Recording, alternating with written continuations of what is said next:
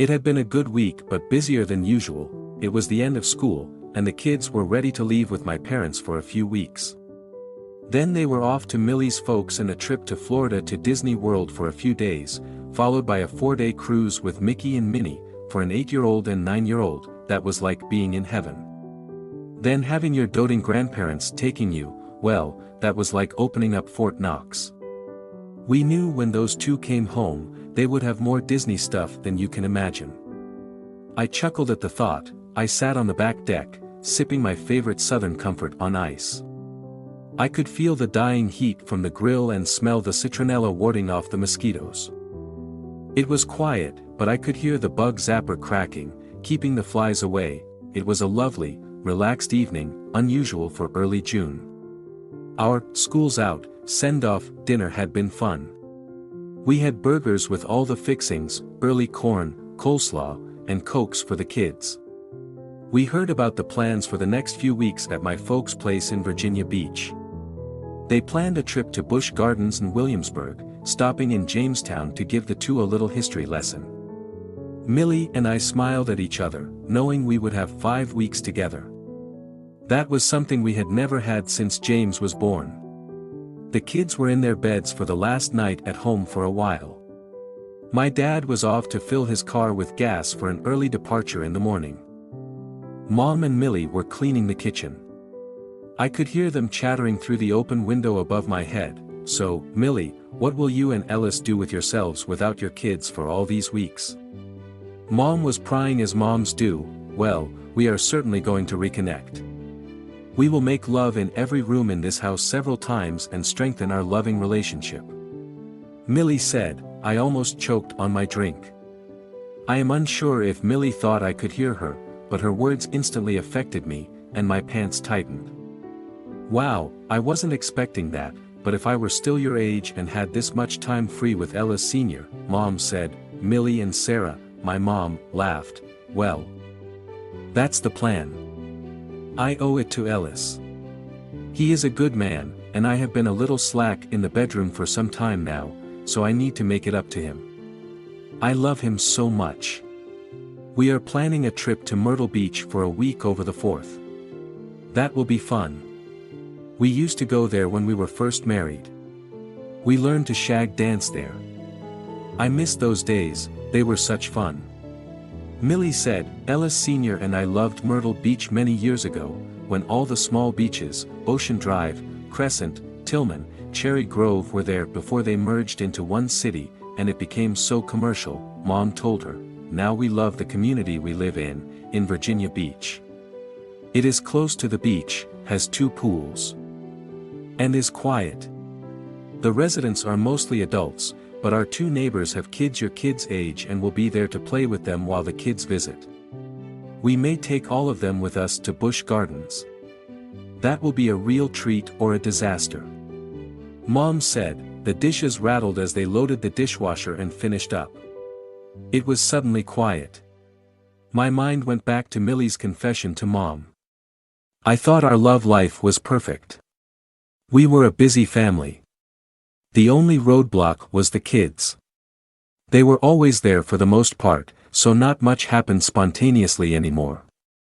We were relegated to late-night fun time, and many nights, our energy was sapped, and we would end up playing a little. Then cuddling and falling asleep. I will say that I have sensed less bedroom enthusiasm from Millie over the last 6 months or so. I know her promotion earlier this year has put more of a strain on her mentally, so that may be part of it. I have also noticed her lack of interest in me and what I was doing. She used to take a genuine interest in my business and activities, but not so much anymore. I went inside for a refill. I saw Mom and Millie sitting together in the living room. I slipped into the shadows, watching them. Mom was whispering to Millie. I sensed it was a serious discussion when I saw Millie wipe her cheeks with a tissue. My God, she was crying. What was the matter? Just then, Dad walked in, all filled up, ready to roll. Mom heard Dad and came into the kitchen, and Millie disappeared. Her eyes seemed sad, confusing me. What had she and Millie been talking about that could have changed her mood so quickly? A little later, Millie reappeared and looked fine. Her face was washed, her makeup removed, letting her natural beauty show through.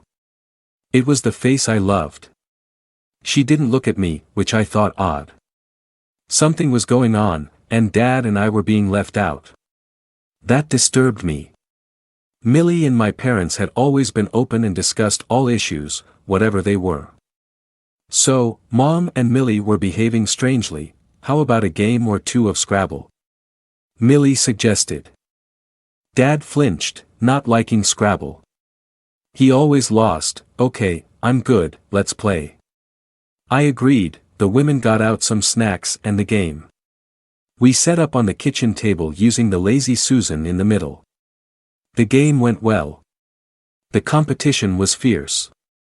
Dad was leading and all smiles. Mom was fighting back, challenging Dad's words.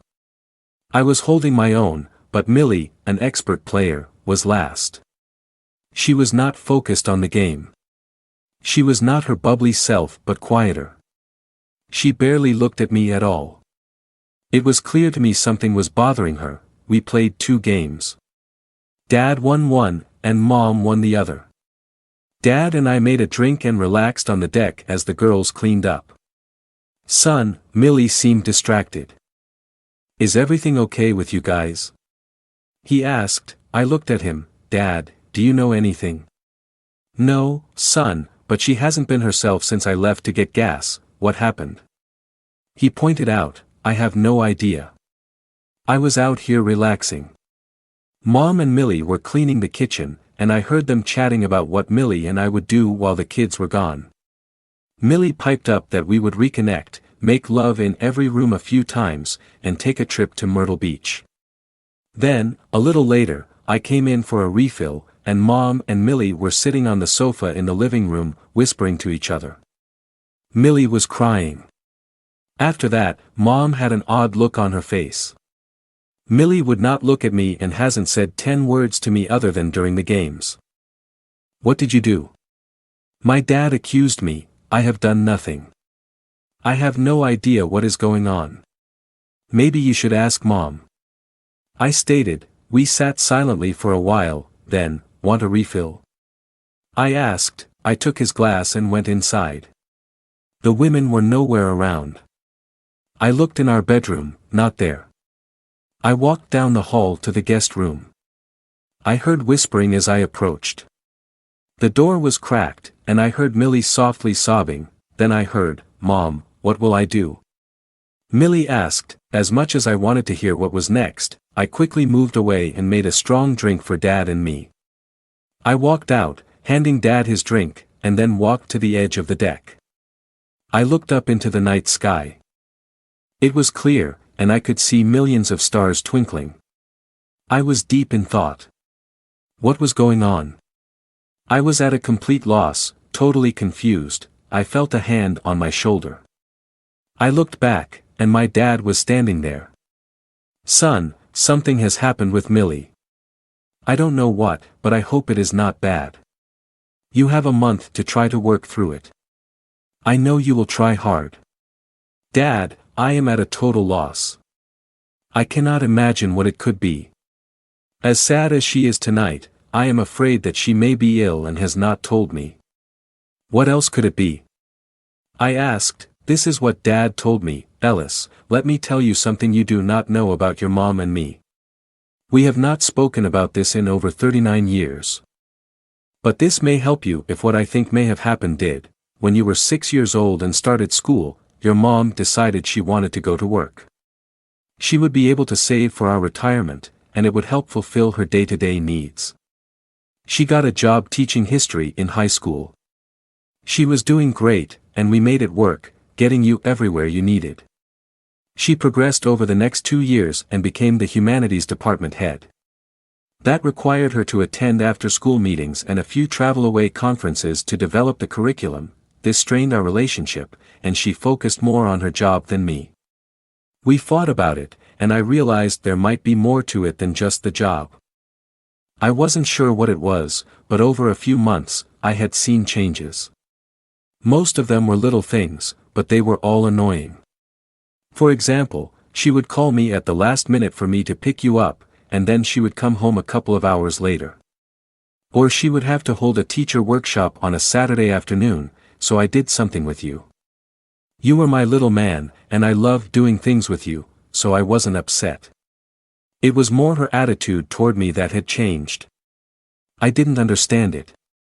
I was sure she didn't realize how much she had changed. On the Saturday before your 11th birthday, before hunting season, I took you to the Bass Pro shop at the mall to find you a Browning 410 shotgun.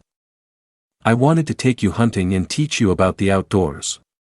We bought your first shotgun and set up hunting and shooting lessons for you. It was nearly lunchtime, so we decided to go to the food court in the mall. We headed that way. As we walked through the parking lot, I thought I saw your mom's car parked over a few rows. I stopped for a second to see if it was her. I saw her in the car with another person. At first, I thought I was wrong. But no, I was right. She opened the door and stepped out. From the other side, a man stepped out. I didn't know him. He was young and handsome. I gripped your hand, and we rushed up, mixing in with the other people walking into the mall. I stopped and looked back. I saw her and the man laughing and bumping against each other. Then I saw them holding hands. Ellis, it was clear to me they were not just friends. They were acting like lovers. Son, I was instantly crushed. I couldn't breathe. My macho self instantly surfaced. My anger level went from nothing to 30 on a 10 scale. I wanted to attack. But I had you with me, and we were in a public place. I quickly decided we would go to the food court and eat. I was not hungry, but I owed this day to you and was not wrecking it for you. We ordered and were waiting for our food when I saw them again. They stopped at the food court. The guy leaned down and kissed your mom. I almost exploded. He got in line for pizza, and she went off somewhere. I decided to check him out. Our order was up, so I got our food, and you ate. I went over and stood by the guy and checked him out. He was the same size as me, just younger. I introduced myself using another name and spoke with him. He told me he was Anthony Thomas, assistant principal at your mom's school, who had been there for 4 months. His food came, and he said goodbye and left. I watched as he met Millie at a store across the way, which she had never been to before as far as I knew. She was carrying a Victoria's Secret shopping bag. From that, I knew this was a serious affair. I was confused and not sure what to do. Ellis, I focused back on you. We finished up our lunch and left. As we walked out, I saw your mom and him again as they got to her car. There was passion in their kiss, and it made me want to bolt over to them and destroy them both. I thought about shooting the cheaters, but I couldn't do that. I had you with me, so I couldn't.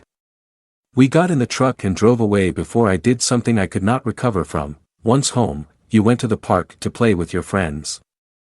I sat drinking beer, thinking what I was going to do.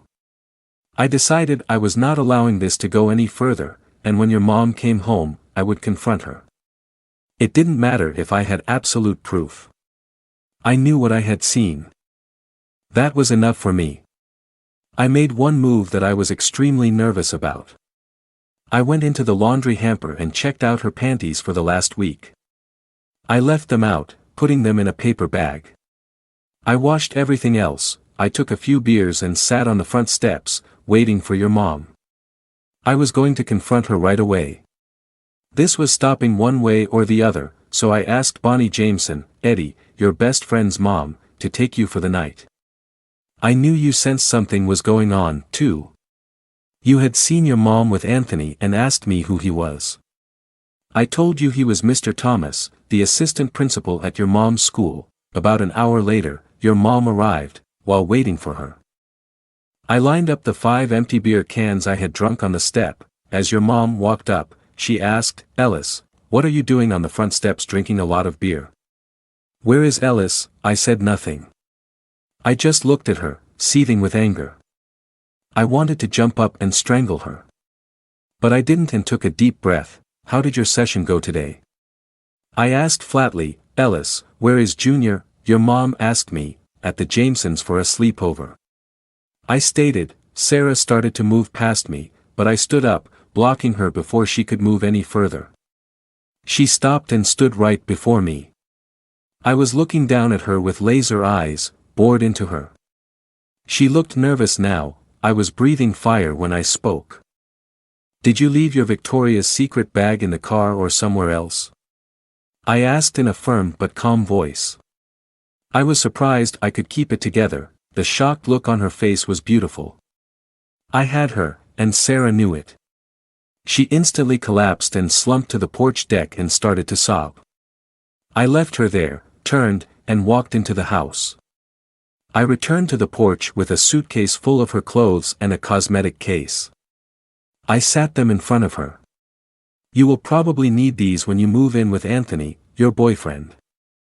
I stated firmly but showed no emotions. I turned and walked back into the house and locked the door. Her key would not work now since while I had waited for her to arrive home. I changed the locks. Sarah tried to unlock the door but couldn't. She banged on the door. Ellis, please, let me in. I walked to the door and hooked the chain. I opened the door 2 inches and said, Sarah, you no longer live here. You have a lover now, and from what we saw, you love him more than Junior and I do, so go to him. Ellis and I will be just fine without you. I closed the door. I heard her fall back against the door and slide down to the porch, sobbing loudly. I walked to the back of the house, trying not to hear her. Finally, I heard her car start, and she left. I did not know where she went, but I had an idea.